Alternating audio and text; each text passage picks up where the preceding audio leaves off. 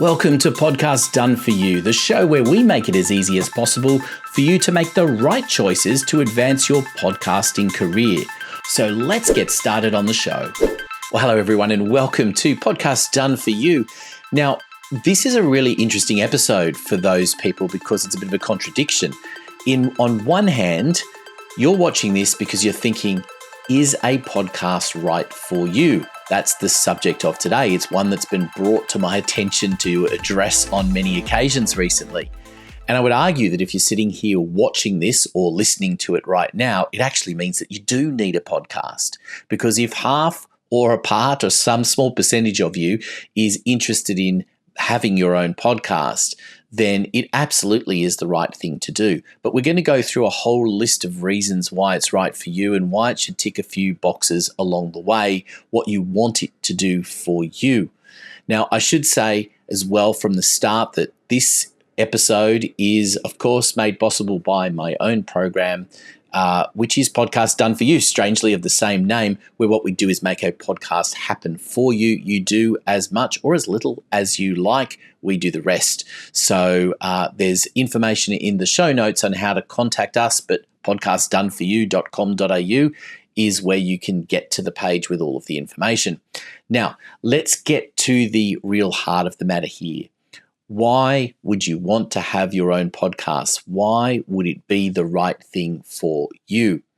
Well, one of the primary reasons why most people start down this journey is underneath everything is this idea of building your credibility. It's the notion that other people are doing it, why shouldn't you? There's a little bit of ego in there, though few people will actually admit to it. I do have to recall that when I did my broadcast journalism degree many, many years ago, that there was a plaque on the head of the course's desk which said, "My ego is justified," which really does summarize a lot of people in radio, particularly in talkback. And I don't mean that in a harsh way. It just summarizes the way people think. And there's a little bit of that you need to have in wanting to have your own podcast. After all, you're putting yourself out there. But there's always underlying reasons why you would do that and why you're sitting there thinking about it now. The great thing about having your own show is you control the agenda. You control not only what the content is going to be, you control when things are put out and how you utilize that content. We'll come to content a little bit later on, but this whole idea of credibility building is a really important one. At the end of the day, what separates your business from the next is your ability to capitalize on the experiences that you've had. And so credibility is about telling those stories, and it's about sharing your take on the experiences that you've had, things that you've witnessed along the way. So it's a really important thing to understand that you have to pull apart the whole idea of how you've got to where you've got to and being prepared to utilize those things along the way. Now, I'm not saying you have to go out and tell your story each time. You can only tell that really once, but it's plucking from those experiences. Think of it this way. When you're in conversation with someone, just, at a chance meeting, could be anywhere, you invariably pull out stories that relate to whatever the subject matter is that is happening. Those stories make you memorable. It's the same thing in podcasting. They not only make you memorable, but again, they build your credibility. They tell the audience that you have things that you have experienced that give you a certain amount of knowledge and demonstrate how you responded in that situation. Now, beyond credibility, of course, is the underlying idea of education. Education is a really important thing to consider because, yes, it does underlie the whole idea of credibility and storytelling. But more than that, education is about sharing your knowledge with your audience. So people want to come to you because they're in awe of the knowledge that you bring. They realize that you can do it better than them doing it themselves. So that's a careful distinction. It's a bit like this podcast series. Podcast Done For You is essentially giving you the information and the tools you need to be able to do it yourself. But as I mentioned earlier on, I offer a program where we will do it for you. Now, If you want to go and do it yourself, fantastic. We'd love to hear from you as well. We'd love to show our support for your program. So please send me a link if that's what you've, from watching the programs and you've gone and done it yourself. But the point is, by demonstrating my knowledge here, I want you to come to me. That is why I'm here. And the same thing with any business. By demonstrating your knowledge, you put yourself in a situation where you are educating your audience about the breadth of things that you offer, which is the next part of the education process. Because it's not just about saying, hey, I'm really good at my stuff, but it's about people understanding that you do more than what they may have thought. For example, if you're watching this podcast and this is the first time that you have engaged with me, you will think, okay, I'm all about podcasting. Well, if you go and delve into more of the things that I do, you'll understand that there's more to it than just that. You watch my other program, which is my BizBytes program, which is all about interviewing some of the business leaders from around the world. And that essentially is also about demonstrating my knowledge as far as marketing is concerned, which is a part of my business as well. So the whole idea of your podcast is to demonstrate not only knowledge, but educate the audience about that fact that you have that knowledge and that ability to deliver different things. If someone hears a story of just about one thing, so for example, you're hearing stories about the fact that I do podcasts for other people, which I do. But I also do things like branding. So if you hear a story about me doing branding, that means that you understand that there's more to the business than just podcasting. Now, it's a really important thing to understand that is important for your business, because if you sit and ponder it, of your existing audience, your existing clients, how many know the full breadth of the offer that you have? How many could possibly benefit from doing more of the services, and they may not even be aware that that's what you do or offer? I'd say that is true nearly of all businesses. So if you think about it, podcasting is a way of educating even your existing audience, because it's an opportunity for people who are already engaged with you to hear more about what you do. Now, the important thing here, and we will dedicate another episode to this in the future, but the important thing to think about here is not just about how many people ultimately will sit and watch or listen to your podcast. Podcasts are about touching base with people in so many different ways. It's allowing you to not only open doors, but to re-educate existing audience. Because that's the thing, that if you have existing client and you send them a message saying, hey, you might want to check out my latest podcast, or you're getting them to subscribe to it, or you're putting it out in a newsletter, an email blast, or on the website, or you're mentioning it in a conversation that you have with them, it gives you an opportunity to educate them further about the value that you bring, to reconsider the engagement that they have with you, to expand it. That is absolutely invaluable for business, because most of business growth comes from existing clients, be it building that base and building those people, or referrals through them. So it's an important aspect of what podcasting is all about. And as I said there, it comes down to producing content as well. It is a really important thing to think about. Many people spend hours and hours a week producing content to go on social media, for example, and in newsletters, on your website, and all of those different areas. Now, producing content is time consuming. The great thing about a podcast is the content is created for you. And once the content is created for you, it's easy, whether it's my team or whether you have team, to be able to pull that apart and repurpose that content in multiple different ways, creating short videos, short audio grabs, graphics, stories, various things that you can, articles that you can use from each individual podcast. So what that means is that you're consistently educating your audience across multiple platforms as a result of the podcast.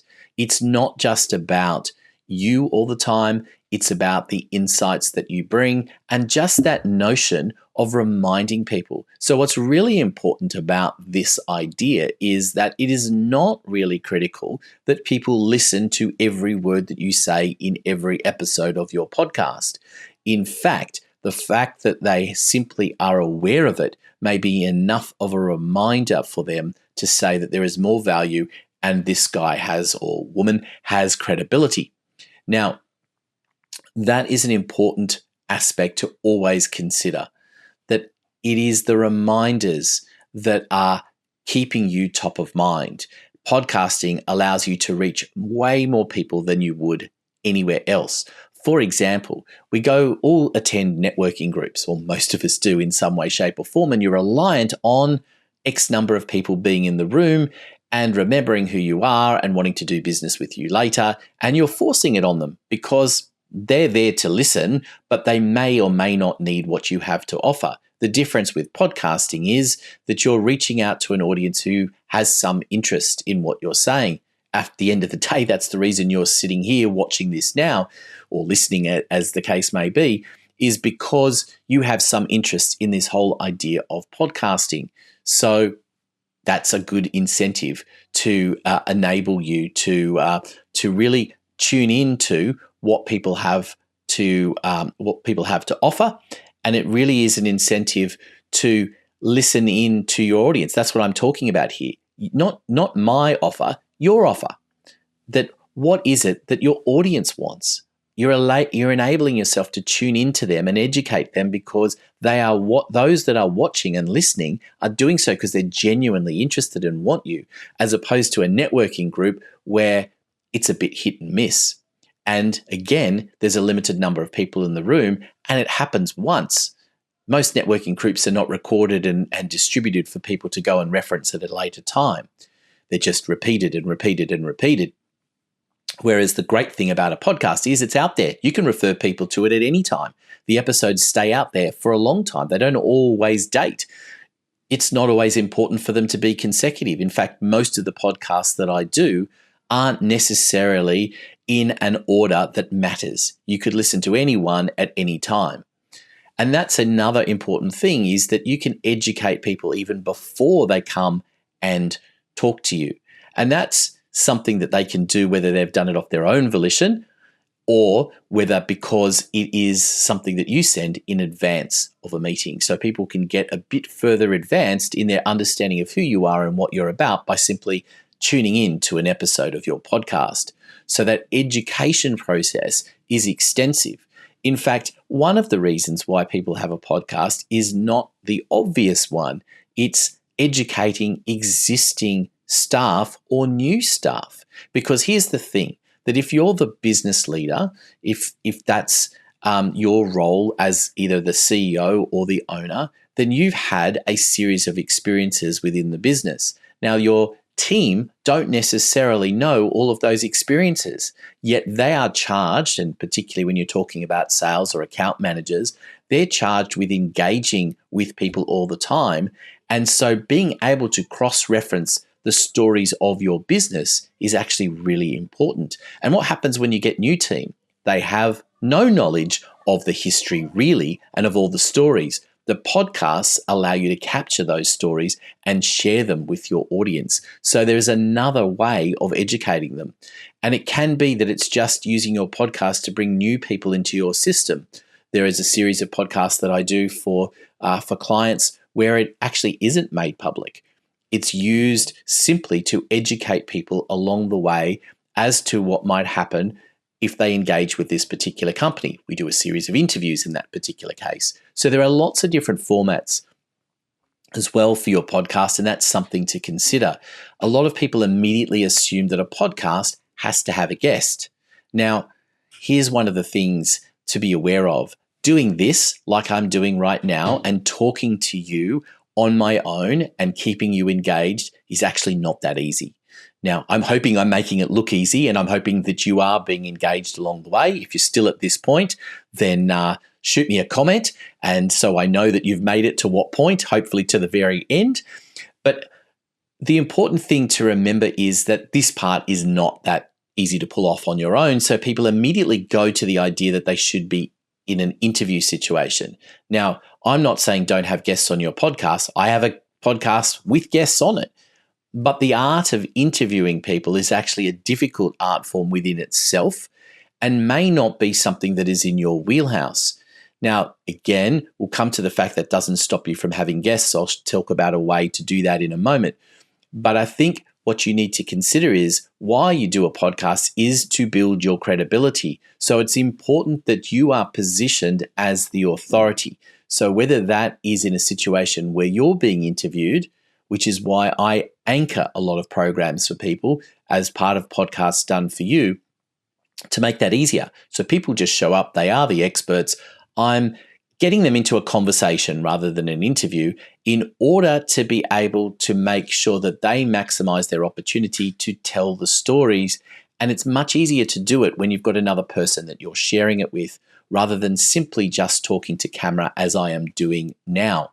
So that's an important opportunity to remember. Now, that also means that if I'm anchoring a program, I can also assist if it's interviewing or bringing in a guest into the conversation as well. Again, if you have the skills to be able to do that, fantastic. And we have recorded a special podcast to help you with tips on interviewing other people. So check that out if you need some assistance with that. So these are some of the things to consider about why you should have your own podcast. Now, there are other things to consider as well. Podcasts ultimately help you kick in some doors, or at least knock on them. Now, think about a number of people that you would like to have some kind of engagement with, that you'd love to have a meeting with them, but you know that actually having that meeting is difficult. Well, if you send them a podcast link, that may get your foot in the door because you get to share something with them that they can listen to in their own time rather than being forced into a meeting. And they get to hear your insights and the opportunities that you might bring to add value to them without necessarily being specific because it's out there for the general public. So they know that you're not just selling to them. So it's a really important idea that you can bring to people. Again, talking about doors that you want to knock on, it might be media. One of the great things about having a podcast is that it opens those doors as well because the media love people that they know can talk, can deliver some insights. So that may be something to consider as well, depending on the area that you're in, whether there's a call for that or not. And it may well just be industry media. It doesn't have to be mainstream media. But again, you've created that opportunity. You also create more opportunities to appear on other people's podcasts because podcasters love to talk to other podcasters because it's about sharing mutual audiences. So that's another thing to consider, that it really grows your audience base massively as a result of that. It's also a fact that if you want to become a speaker, a podcast is a great platform for you to demonstrate that you can speak, that you can deliver on different subjects that are all encapsulated into episodes at whatever length you decide them to be. Again, that's a strategy we can work on, and we can talk about that another time in another episode of Podcasts Done For You. So we've got a lot of reasons here why you should have a podcast. And just that simple idea of educating expands into creating new opportunities for speaking gigs. But it also creates huge amounts of content, as we mentioned, which in turn, you take all of those things together, can create courses for you, can create new opportunities for you to deliver additional services in your business utilizing what you've now created. So it creates an opportunity for an ecosystem to develop as well, all out of just being able to be interviewed by someone like myself, or if you can deliver it yourself on your own, great, you can do that as well. So these are some of the things to think about. Now, again, it's all a matter of deciding, is it right for you? Well, if that hasn't answered it with all of those ideas, let me give you some numbers as well, because some of you like some numbers, right? And I've mentioned these before, but I want to mention it again. The reality is there are very few active business podcasts in the world. The best estimate that we can get is about 225,000 active business podcasts. Now, that's not very many when you consider that there are more than 500 million people listening to podcasts of this nature every single month. And they listen to multiple episodes as well. So that means that it's not just a case of dividing 500 million by 225,000 to get what your audience will be. It, of course, it can be all of those people, although it's hardly likely that you'll get 500 million listeners, but great if you do. But certainly there's an opportunity there, and it's growing all the time. Podcasts are becoming increasingly popular, again, particularly in this AI-dominated world where there is no disputing that a podcast is authentic compared to content that is created by AI that, can be written at any point by someone that you have no idea whether it's the actual person writing it or not. So, is a podcast right for you? Well, I would argue that you've got this far. It 100% is right for you. Podcasts help you stand out, and ultimately, they give you a credibility that used to be only singled out for books, for authors. That old idea of a thud factor, where if you had a book that you'd written and you thud it down on someone's desk, it would give you that a bit of credibility and that informativeness to be able to say to people, hey, you should buy from me because I've written a book. If you've got a podcast, it does just the same job, if not even more so these days. And in fact, if you are an author, you should definitely have a podcast because it helps complement the book. Again, we'll save that going into detail about that for another episode. So lots of reasons here why a podcast is right for you. And as I said, you don't have to be overwhelmed by the idea that it is difficult to do. Yes, you can follow a bunch of my videos and you will be able to work out how to do it yourself, but also we'll make it easy for you. As I like to say, that if you think that there you go. That's showing that it's live, isn't it? That even mistakes happen with the best of us. What I was going to try and say there was, because you have a camera that's incredibly powerful in your pocket on your phone does not make you a photographer. And just because you can follow all of the instructions to do a podcast doesn't make you a great podcaster. My role in Podcast Done For You is to shine a brilliance onto what you do. And we will make your podcast brilliant because that's what our purpose is. That's what we do. That's what we know best. So if you would like to have a podcast, we'd love to hear from you at Podcast Done For You. Again, details in the show notes about how to reach out to us. If you have any questions about podcasts that you'd like me to answer, please drop me a line, put a note in the comments. We'd love to have some further feedback, as we have done today in answering that question, should I have a podcast? Well, the answer is 100% yes. As I've said before, we look forward to your company and having you on another episode of the Podcast Done For You show.